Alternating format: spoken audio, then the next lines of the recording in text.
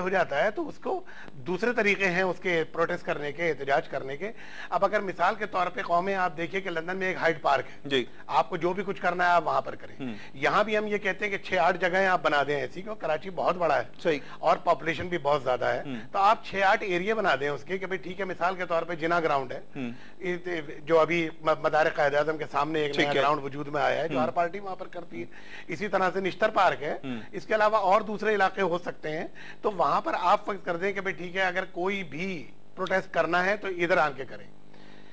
इसी तरह से मैं देखता हूं कि प्रेस क्लब के ऊपर, अब प्रेस क्लब के ऊपर जब प्रोटेस्ट होता है तो वो सारी तरफ वो बिल्कुल सेंटर में है, ठीक है, और तमाम गलियां उसकी अतराफ जो है वो चौक हो जाती हैं, जिसकी वजह से मैं समझता हूं ये नहीं होना चाहिए। दूसरी बात ये कि जलाओ घेराव तो ये बिल्कुल ही नहीं होना चाहिए। सही प्रोटेस्ट के तरीके हैं, प्रोटेस्ट ठीक है, इंसानी का हक है, यानी अगर मिसाल के तौर पे कोई बात आपकी समझ में नहीं आ रही और आप उसके खिलाफ एहतजाज करना चाहते हैं तो ये आपका हक है कि आप प्रोटेस्ट करें, लेकिन पॉजिटिव वे में। अच्छा ये बताइए, क्या प्रोटेस्ट का यही तरीका रह गया कि हम एक बंदे की या 2 बंदों की हलाकत के बाद 20 बंदे और मार दें और उसके बाद इसको प्रोटेस्ट कहेंगे, और जो जमातें इस तरह के प्रोटेस्ट करती हैं वो हुकूमत में भी मौजूद है, क्यों नहीं वो हुकूमत से अलग होके, क्यों नहीं प्रोटेस्ट ये करती है हुकूमत से अलग होके अवाम के अंदर है, अवाम के अंदर से आगे वो एहतजाज करें? देखिए तारिक साहब, कुछ वक्त लगता है थोड़ा सा, यानी मैं समझता हूँ कि अब अवेयरनेस आती जा रही है। लोग देखिए इससे पहले बहुत हड़तालें हुआ करती थी, लेकिन इस किस्म की बात नहीं हुआ करती थी जो अब होने लगी है, और ये इसके अंदर मीडिया एक बड़ा वाइटल रोल अदा कर रहा है। मैं समझता हूं कि इंशाल्लाह आने वाले वक्त में ये तमाम चीजें खत्म होंगी। हर सुबह के बाद एक रात है और रात के बाद सुबह है। तो फिर एक चीज हमने देखी है, हमारे यहाँ माशरे में एक तब्दीली जो आई है, पहले हड़ताल होती थी या कुछ होता था उसमें लूटमार नहीं होती थी, अब ये जो एक बढ़ चुका है ये इस तरह का कि हड़ताल या इस तरह की जो भी प्रोटेस्ट होता है उसमें लूटमार बहुत शुरू हो जाता है। सर मैं यही तो अर्ज कर रहा हूँ ना कि जब बेकारी बढ़ेगी जी, वो क्या करेगा फिर बताइए। जब सनतें नहीं चलेंगी, लोगों के रोजगार खत्म होंगे, लाखों आदमी बेरोजगार होगा, तो वो करेगा क्या? उसे तो घर कुछ ना कुछ लेके जाना है जी, उसे तो घर कुछ ना कुछ लेके जाना है। अब अगर उसे जायज तरीके से नहीं मिलेगा तो हम फिर उसके बाद उसको खुद दावत देते हैं कि भाई आओ और आन के यानी इस तरह की लूटमार करो। मैं ये समझता हूं कि सबसे बेहतर तरीका ये है कि हमारी सनतों को तहफ़्फ़ुज़ देना चाहिए। सही। उसके लिए लोड शेडिंग नहीं होनी चाहिए, बिल्कुल ही खास तौर से सनतों के लिए लोड शेडिंग नहीं होनी चाहिए। सही। जब 24 आवर चलेंगी तो लोगों को रोजगार मिलेगा, बाहर के ऑर्डर्स मीट होंगे, एक्सपोर्ट हमारी बढ़ेगी। हमें इस बात का अंदाजा लगाना चाहिए कि बांग्लादेश को अभी 30-31 साल हुए, लेकिन वो एक्सपोर्ट में हमसे आगे बढ़ गई। ये बताइए, हुकूमत एक तरफ तो नारा लगाती है एड नहीं ट्रेड चाहिए, दूसरी तरफ आवाम की जो ट्रेडर्स हैं उनको ना तो सहूलियात दी जा रही है, बिजली उनसे ली जा रही है, बिजली गैस उनको नहीं दी जा रही, इंडस्ट्री सारी तबाह होगी। कैसे हम ट्रेड को इस सारे इसको ऑर्डर्स को कैसे बीट करेंगे? सर इसी पे तो रोना आता है कि कौल और फेल का तजाद है, हम कहते कुछ है करते कुछ है। हमें चाहिए कि हम वो करें जो हमें करना चाहिए। सही। हम उसके बिल्कुल बरक्स करते हैं। अब मैं आपको ये बता दूं कि मिसाल के तौर पे यही बिजली के आप नर्क का ले लीजिए, जब आपने वापस लेने ही है तो उसको आप क्यों यानी नाफिज करते हैं? सही। ये अच्छा तरीका नहीं है। इनको पहले नहीं पता होता हुक्मरानों के कि पेट्रोलियम मसनूआत की कीमतों में जब इजाफा होगा तो आवाम की जानिब से प्रोटेस्ट होगा। तो मैं यही तो कह रहा हूं ना कि अगर आप कोई चीज कंसल्ट करके करें तो फिर इंशाल्लाह वरदी ये चीजें नहीं होंगी। लेकिन इसके अंदर फिर वही बात के खुलूस नियत की जरूरत है कि हम कोई काम करना चाहें तो पायदार तरीके से करें और उसको परमानेंट बेसिस पे करें। हम परमानेंट बेसिस पे नहीं कर रहे हैं, हम एडॉक सिस्टम पे चल रहे हैं कि भाई आज का दिन निकालो, कल का अल्लाह मालिक कल देखा जाए। सही।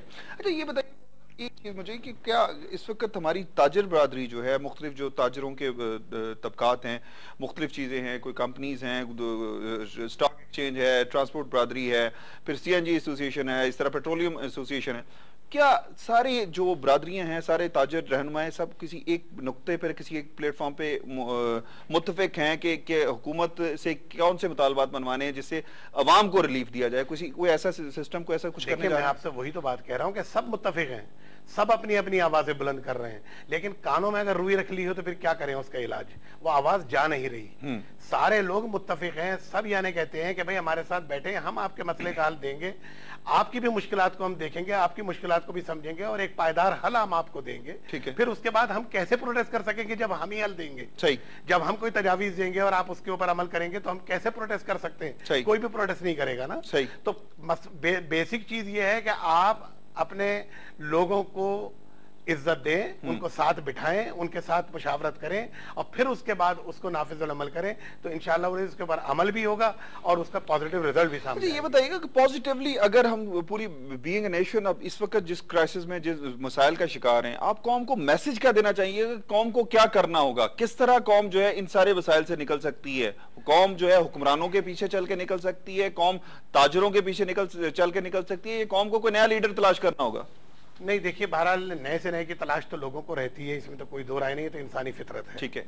और मैं समझता हूं कि आजमाइयों को मजीद आजमाना ये हमारी आजमाइश है। ठीक है। तो हम इस आजमाइश से निकलें, हम इन लोगों को अच्छी तरह बावर कराएं कि भाई आप अगर अच्छे काम करोगे जी तो आपके साथ हैं हम, अगर हम अच्छे काम नहीं करोगे तो हम आपके साथ नहीं है। सही। और ये this is the right time कि आप इनको बावर कराएं सही तरीके से कि आपके कामों से हम किस हद तक मुत्तफिक हैं। सही। मैं समझता हूं कि हर कॉर्नर से जी और हर फोरम से ये आवाज उठ रही है कि अवाम जो है बेचैन है और कोई भी इस वक्त चैन से नहीं है और कोई मुतमईन नहीं है। तो हुक्मरान चैन से हैं क्या?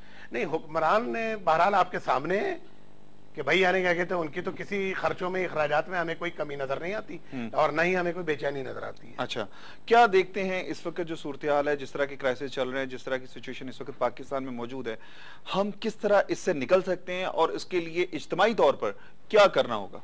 मैं वही कह रहा हूं कि जब तक हम मिल बैठेंगे नहीं और एक दूसरे की मजबूरी को समझते हुए उसके हल नहीं निकालेंगे, कोई हल नहीं होगा। ठीक है। शमीम अहमद फरपुर साहब, मैं आपका बड़ा मशकूर हूँ, आपने बड़ा कीमती वक्त निकाला आप हमारे लिए।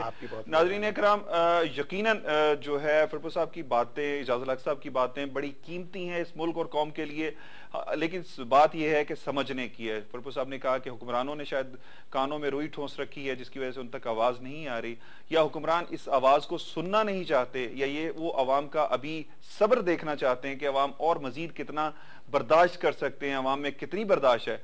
लेकिन करना ये होगा कि ये कौम जो है, ये कौम बड़ी जो है बर्दाश्त भी कर चुकी है, बहुत कुछ कर चुके हैं हम लोग, बड़ी कुर्बानियां भी दे चुके हैं। सिचुएशन ये कि इन कुर्बानियों का हल क्या है, इनका नतीजा क्या है?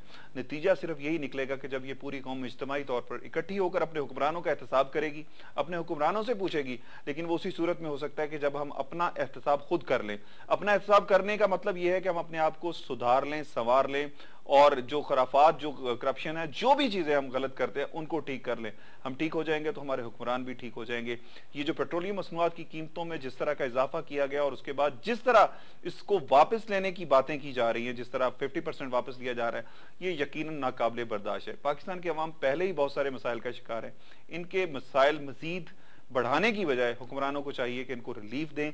जो बिजली गैस की लोड शेडिंग जारी है उसको अगर हुक्मरान अपने अखराजात और खराफात, अपनी अयाशियां बंद करके IPPs के बिल्स अदा कर दें, यकीनन इस मुल्क में हमारी ज़रूरत से ज़्यादा बिजली पैदा हो सकती है और जो हमारे मुल्क की ज़रूरियात के साथ साथ हम अपनी एक्सपोर्ट को भी बढ़ा सकते हैं। पाकिस्तान यकीनन तरक्की कर सकता है, उसके लिए हुक्मरानों का नेक नीयत और मुखलिस होना ज़्यादा ज़रूरी है। इसके साथ ही अपने मेज़बान मियां तारिक को इजाज़त दीजिए। अल्लाह निगहबान। पाकिस्तान जिंदाबाद।